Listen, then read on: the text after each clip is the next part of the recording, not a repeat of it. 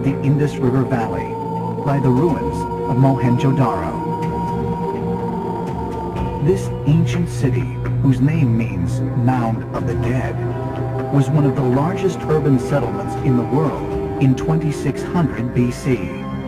The ancient city of Mohenjo-Daro had what appeared to be streets that were laid out parallel and perpendicular to each other like a modern city. The homes actually had their own toilets and that had a very sophisticated sewer system. So it looks like a very advanced city. Ancient astronaut theorists have long thought this site was also the epicenter of a nuclear explosion that occurred more than 4,000 years ago. Skeletons were found in dead positions as though there's an instantaneous death. And some of those skeletons, as measured by Soviet scientists, had 50 times the normal radioactivity. They found pottery that had been fused.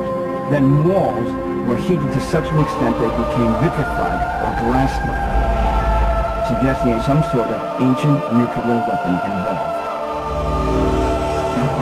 According to the Mahabharata, the ancient holy text of the Hindus, white-hot smoke rose in infinite brilliance and reduced the city to ashes. Horses were burned by the thousands, and corpses were vaporized by intense heat.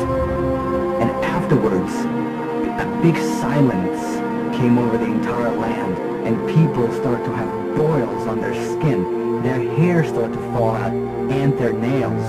There's only one thing that causes this, and that is radiation poisoning. It's radiation fallout.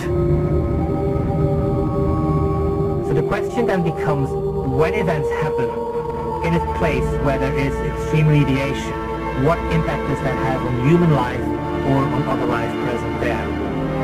Could this explain, for example, why creatures were born with more than one arm or more than one leg, which then somehow became deified? Because even to this day, we know that in civilizations where anomalous human beings are born, somehow the touch of God is seen to be part of this creation. According to the ancient Hindu texts, after the carnage at Mohenjo-Daro, a fearsome flying monster appeared in the sky. It was called Garuda. In the Mahabharata, the Garuda is a massive bird-like creature, so red face, red wings, talon is so huge it would block out the sun. There are stories that it would let a certain god Vishnu ride on him on occasion. Each and every time he would show up descending from the sky, he would create hurricane winds, and upon his descent, the earth would shake, dust would flap in the air, and everyone in the vicinity would be absolutely terrified. Now, here we have a carving of Garuda, and if we look at the top, yes, they look like feathers, but at the same time, they could be interpreted as big, gigantic flames.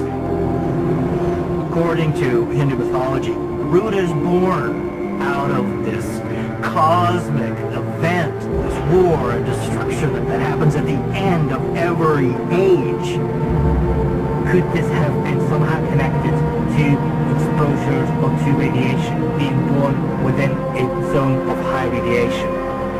We cannot know the answer, but we do know that within India and within Pakistan there are known zones of higher radiation than there are normal.